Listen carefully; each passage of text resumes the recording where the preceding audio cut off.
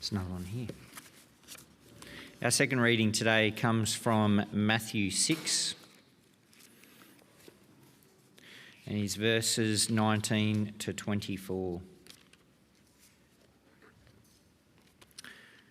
Do not store up for yourselves treasures on earth, where moths and vermin destroy and where thieves break in and steal. But store up for yourselves treasures in heaven, where moths and vermin do not destroy and where thieves do not break in and steal. For where your treasure is, there your heart will be also. The light is the lamp of your body. If your eyes are healthy, your whole body will be full of light. But if your eyes are unhealthy, your whole body will be full of darkness. If then the light within you is darkness, how great is that darkness? No one can serve two masters. Either you will hate the one and love the other, or you will be devoted to the one and despise the other. You cannot serve both God and money. This is the word of God. Thanks, Jock. Thanks, Fee. Well, good to see you all again. It's my second little sermon. No, after the notices. It's great to be with you and continuing through the Sermon on the Mount. Now, I wonder if you are someone who regularly watches or listens to the news. Some people do, some people don't. Something I've noticed just recently is just, I guess, the extremes of people's experiences, the kind of the differences between people and how they live and what they've experienced in the last few weeks. Sometimes, do you wonder sometimes what it would be like to be the people that you see on the news in different ways? I wonder what it would be like to be one of the 3 billionaires who recently took part in the first all-civilian trip to the International Space Station. There they are, having a great time. What does it take to get there? Does anyone know how much it costs for them to go up there? Something like that. The number, and it depends what currency we're using as well. I heard someone say $70 million each or something like that. I'm not quite sure. Millions of dollars, more than I've got lying around. For what? A little over a week in space. Millions. Contrast that to the scenes that we're all familiar with now of Ukraine at the moment, of towns and cities destroyed, whole apartment blocks with their sides ripped off. And you kind of just, if you take the time to think, each little window block house is a family or a person there who may have just lost everything, who may have escaped with the clothes on their back, maybe haven't made it out, perhaps leaving loved ones behind. And you live your life with your 5-year plan and your dreams and your aspirations, and overnight for these people it's just reduced to a struggle to survive. Now, a little less extreme, but still devastating. Images of the floods recently. I have a friend who was about to leave Lismore, had packed boxes ready to go, just moving house, but before the truck came, the floods came, and all their stuff was lost overnight. It just strikes you again, doesn't it, how quickly things change, how quickly the things that feel so permanent and feel so significant can be lost just like that. Now, some will have insurance, some will have money in the bank, some can rebuild their castles in some way, for others, maybe not. Jesus speaks today about treasure, and he kind of zeroes in particularly on this idea of money. And just as we get into the subject, just think for yourself, what's your relationship with your stuff and with your money? How do you categorize yourself? Are you a collector? Are you an upgrader, getting the latest thing? Perhaps you might live a more minimalist lifestyle, or you kind of tend towards hoarding stuff. Maybe you value luxury or economy or sustainability or quality or artistic design in your stuff. I wonder if you see yourself as rich or as poor or somewhere in between. Do you spend? Do you save? Do you invest? What's your kind of relationship with your stuff and your money? How much more money would you need for everything to be okay? The story goes, the richest person in the world's asked that question or something like it, and what they answer? Just a bit more. Just a bit more. Today we reflect on these things. We want to remember that money and stuff, they're great tools. but terrible masters. They're great tools, but terrible masters. When they run our lives, when they become masters, these things are dangerous. And not just dangerous, Jesus says, but deadly. They ruin our hearts and lives. They pull us away from God. And I think this is important for us. I know you probably know all this, and I know all this. But it's important for us to remember and be reminded of, because I think the creep, the gradual increase of our stuff and our money's hold on us in our hearts just kind of comes in without us thinking about it, without us noticing it. It becomes the thing we trust above other things, as much as we don't want it to. We have a new obsession that we want to invest in. Something else we think that we now need. Just the level of our bank accounts may just be a constant worry to us. And we can blame advertising, all those kinds of things, but we're responsible for the responses of our hearts. So we need to see again, Jesus says that trusting in this stuff, trusting in it as if it's the most important, is not just unwise, but deadly. I got this image that I was thinking about this, and I've shown you some of Wile E. Coyote, from the cartoons. And he's there in midair after some stunt, and he's trusting his his parachute to save him, but turns out it's not a parachute, it's just a backpack. You can see him there realizing that, and that moment where he thought something was going to save him, but it can't, as he heads towards ground to make a Wile E. Coyote-shaped hole in it. Somehow living to tell the tale, but it is a cartoon. But the thing he trusted in to save him couldn't save him at all, and it's the same with our money and our stuff that we put our hopes in. Great tools, terrible masters. And it's hard for us because we can't just turn our backs on it. Going to live without money and, go off into the bush somewhere and hope for the best. We've got responsibilities. We've got people to provide for. Our society runs on this money stuff. How do we keep it in the right place? It's an issue for my heart. I'm sure it's an issue for your heart in various ways. And obviously, for the people sitting there 2,000 years ago on that mountainside beside the Sea of Galilee, as Jesus teaches. And in the Sermon on the Mount, where Matthew is talking about Jesus' teaching, we've seen Jesus come and declare a new kingdom. A kingdom that turns the world upside down as we know it. And what he wants his hearers to do and us to do is see that he is king, and to trust him as king and to live in his kingdom. To know that he's the only one worth trusting with the power to save. Jesus knows that we kind of build all kinds of things into our foundations, that we trust in, that we build on, that gives us security and peace. And something I realize what Jesus is doing in this sermon is he's just pulling out brick by brick from the foundations that we try and build for ourselves. Showing us each thing why it's not worth trusting in, showing they're not parachutes to save us, they're backpacks full of bricks pulling us down.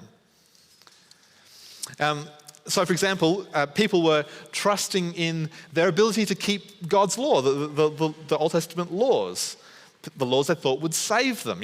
I'm doing okay. I haven't murdered anyone. I haven't committed adultery. I keep my promises. I act with justice. But we see Jesus saying, no, that's not enough. I want your hearts, not just your keeping of the laws. I want you to live with me as king. The law can't be your foundation. Others, their foundation is their reputation, particularly their spiritual reputation. They do things like give to the needy and make long prayers to be seen and respected, and that's their foundation. And Jesus says it doesn't matter what others think of you.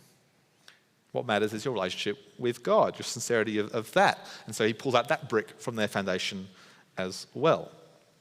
Now he turns to another key foundation brick of ours that lots of us rely on. He goes to the brick that's handily labelled treasures.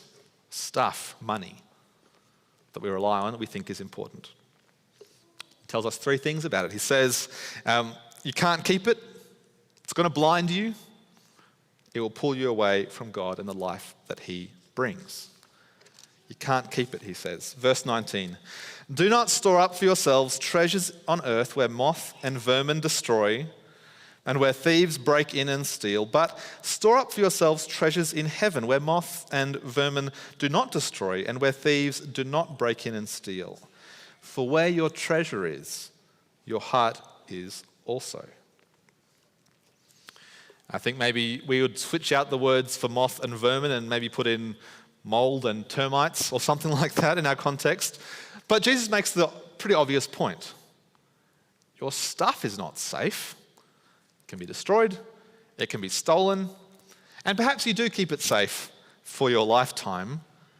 Who knows what others will do with it after you're gone? You know, you can't take it with you. What will future generations do with the precious stuff that you treasured so much? Such a cutting diagnostic, Jesus says here. Where your treasure is, that's where your heart will be too. What you treasure is where your heart is. What you treasure is what you will love, and that's where you invest your sense of self and your allegiance and your hope. And if that stuff's all tied in with money and stuff, and those things can be destroyed or stolen, that's a recipe for a broken heart. Can't rely on our stuff as the foundation for our lives. It's not a good foundation. Now, I'll come back in a bit to the treasures in heaven kind of alternative, but let's just let's deal with the bad news first, how bad the problem is first, and see how our treasures will also blind us. He uses the image of the eyes as a lamp. Verse 22, the eye is the lamp of the body. If your eyes are healthy, your whole body will be full of light. But if your eyes are unhealthy, your whole body will be full of darkness. If then the light within you is darkness, how great is that darkness? Jesus' point is with this image of eyes as lamps, so to speak. He says that what we focus on, what we look at, just makes a huge difference to who we are. And he's just tying it in with this image of treasure in the heart. He's just extending the same idea. Where your treasure is, your heart is. What you focus on impacts who you are and what's in you. And in this context, the unhealthy eyes are this fixation and focus on earthly treasures. These things that seem good and nice and helpful to us, he says, well, actually, they're darkness. And if the light that's in you is darkness, well, how great is that darkness? How great is that darkness? You think it's light, but it's not. Your treasures have the potential to blind you. Jesus is just, in these few sentences, just cranking up the pressure. Your treasure's where your heart is, and you can't keep it. Fixating on it will bring blindness, but it's not something that you can just sort of love or be indifferent about, or something that's having a bad influence. It can be worse. It can be master. It can even become your master. Verse 24, and no one can serve two masters. Either you'll hate one and love the other, or you'll be devoted to one and despise the other. You cannot serve both God and money, Jesus says. And Jesus is just showing the dangerousness of overvaluing the stuff we have or the money that we have. It's not a neutral thing, he says. It can take our hearts. It can take our sight. It can pull us away from God and become our master. Both God and money can't have that place of master in your heart. One will always come off second best. One will come off leading to contempt for the other. What does Jesus say? Where your treasure is, your heart is, and you can't keep the treasures that you have on earth. Fixating on it will bring blindness, and it can even pull you away from God. Now, as Jesus goes on, we'll get to it next week, he talks about kind of some direction, things to do. He talks about worry, he talks about anxiety, and how we can trust in God and seek his kingdom. But already he's kind of dropped in the alternate path, hasn't he? I skimmed over it before, we'll come back to it. Instead of having treasures on earth, what does he say? Verse 20. But store up for yourselves treasures in heaven where moth and vermin do not destroy, where thieves do not break in and steal. So he says, instead of storing up treasures on earth, store up treasures in heaven. What does he mean? What does he mean? Well, we've got to come back to this word heaven and think about that for a moment. And need to remember that Jesus, and in fact most of the Bible, when he uses the language of heaven, he doesn't simply mean, a sparkly place we go after we die. That's not kind of what that language is usually used for. I don't have lots of time to dig into it much now, but the language Jesus uses of what's to come after resurrection, often more called new creation, new heavens, new earth. So I think a more biblical way to use the word heaven is simply just the realm of God, God's operations, God HQ, you might say, in the here and now. That's what the biblical writers often refer to when they're saying God in heaven. And look, you and I know we can't go with the billionaires and catch a spaceship up to where God is and knock on the door. No, but in the ancient world, that's kind of what they thought. They thought, he's up in the sky, which they called the heavens. And that's where he is. So the heavens are God's realm, God's operation, God's working in the world. The word heaven doesn't usually mean post-death paradise as much as we use it that way, but God's kingdom in the here and now. So the upshot of that is what Jesus is saying is, what Jesus is not saying by saying store up treasures in heaven is not saying do good things now so that you'll be rewarded when you die. Like, you've done well here, so you turn up a new creation, you get a VIP access card to the lounge, and someone else isn't. You don't get a nicer villa in Heavenville and personal spa, that kind of thing. That's not treasures in heaven that Jesus is talking about, as if it's a kind of a selfish thing for us to build up for the future. I think Jesus is making the point that as opposed to investing in the temporary things that will rust and be destroyed, invest instead in the things of God. Invest in the things that are actually eternal. Have your heart resting on the treasures that cannot be taken away from you by mold or rust or termite or whatever, or thief. Invest in things that are eternal, that won't break your heart. Fill your eyes with that eye metaphor. Fill your eyes with the things that are eternal, that actually bring life. And don't live serving money, live serving God, the God who actually made you and the God who actually knows you, and the God, even though he does know you, actually loves you and rescues you and gives you life eternal. How much better master is he than our stuff and our money? Have your treasure in the eternal things of God. Invest in the eternal. Now, this is a very short little snippet from what Jesus says. He doesn't kind of go into the details of what that means. We'll get to the implications a bit next week. But we see Jesus doesn't mean, go burn your stuff, go be a hermit, let your house and your church fall in disrepair. And Jesus wants us to love the right things, the right amounts, in the right order. Money and stuff is a tool, but not master. We love Jesus and serve him above all.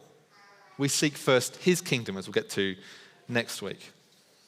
But I guess a couple of reflections on things that are eternal.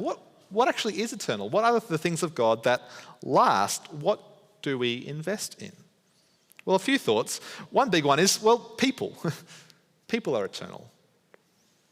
You, me, each other in the room, those walking down the street, there's an eternity to us.